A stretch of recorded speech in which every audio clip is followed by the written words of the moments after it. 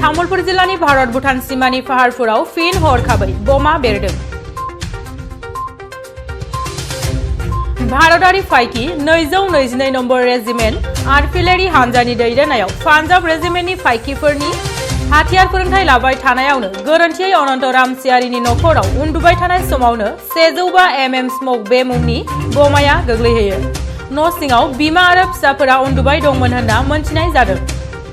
सा-सानजा ओनसोलनि देरसिन फाइकिफोरनि फोरोंथाय थावनि तामुलपुरनि भारत भुटान सीमानि फाहारफोर गामियाव बे जाब्रबथाया जादों। खाफाल गोनां बे गिलु-बालु बम बेरनायनिफ्राय रैखा मोनदोंब्लाबो गामिनि रायजोफोरा सोमखिखांदों। गामियाव बेनि सिगांबो बेफोरबादि जाथाया जाखांबाय। थांनाय 3 फेब्रुवारि खालिबो परमेश्वर हासदाननि न'आव फाइकिफोर फोरोंथाय होनाय समाव गोरोन्थियै बमा गोग्लैनायनि थाखाय प्रधानमन्त्री आवास योजनानि न'आ सिलिंखार जादोंमोन। सिगांनि समाव बेबादि जाथायजों गोबां सुबुंनि जिउ खहा जानायबो नुनो मोन्दों। मख'नो गोनांदि गामिनि खाथियाव थानाय भारतारि फाइकिफोरनि फोरोंथाय थावनियाव सान-हर बमा बारुदनि फोरोंथाय सोलिबाय थायो। जायगानिफ्राय हाजोसिम नोजोर होनानै बमाफोरखौ गावहरनाय जायो। अब्लाबो फेलें जानानै गुबुन गुबुन समाव बेफोरबादि जाब्रबथाया खाथि-खालानि ओनसोलफोराव जाबाय थायो। ইয়াতে আৰু কাম কৰি আছে, ধান মিলি আছে, ইয়াতে বহি আছে মই আৰু বুঢ়াৰীটো বাগাতি আছে চলি।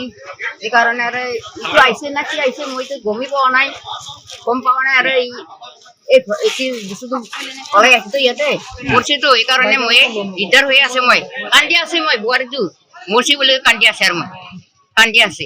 অ' বাপা মোৰ লাগ দে বুঢ়াৰীটো বোলে চানা চলে মোৰ বোলে কৰি আছে আৰু মই সেইকাৰণে আৰু ই ল'ৰা গিলাও নাই এটাও আৰু ঘৰৰ মানুহটো বাহিৰত দিছে আৰু গৰু পটলাবা।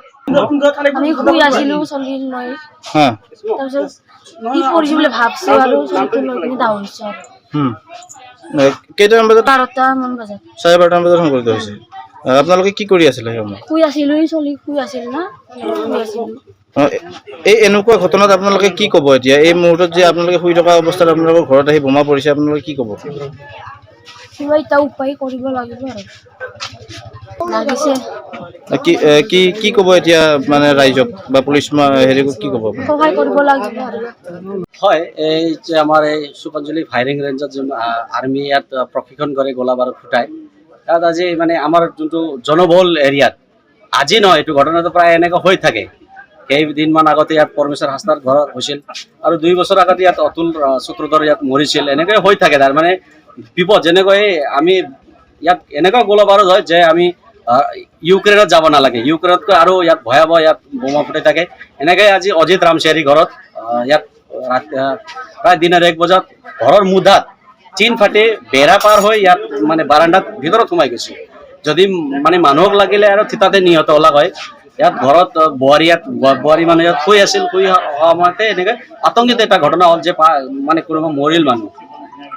তাৰমানে এই অঞ্চলত মানে এতিয়া আমি এইটো বিচাৰো যে এই অঞ্চলত এইবিলাক বন্ধ হৈ যাওক। নাই, আমি ৰাইজ হিচাপে এইটো ক'ব বিচাৰো যে এই অঞ্চলত মানে এই ফায়াৰিং ৰেঞ্জটো আচলতে বন্ধ হ'ব লাগে।